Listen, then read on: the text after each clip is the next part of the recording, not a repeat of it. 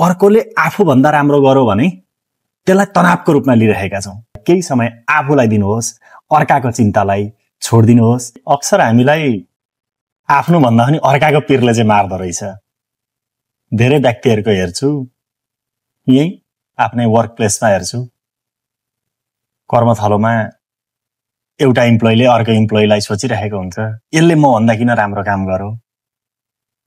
त्यस्तै विद्यालयमा हेर्नुपर्छ, विद्यार्थीहरूले अर्को विद्यार्थीले अलिकति राम्रो पढ्यो भने त्यसले म भन्दा धेरै राम्रो पढ्यो। राजनीतिमा, व्यवसायमा या हरेक कुरामा हामी के गरिरहेका छौँ त भन्दा अर्कोले आफूभन्दा राम्रो गर्यो भने त्यसलाई तनावको रूपमा लिइरहेका छौँ।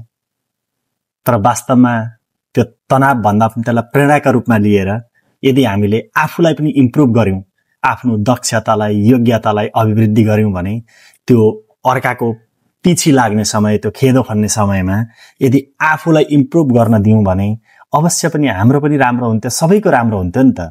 सकारात्मक सोच एकदमै जरुरत छ।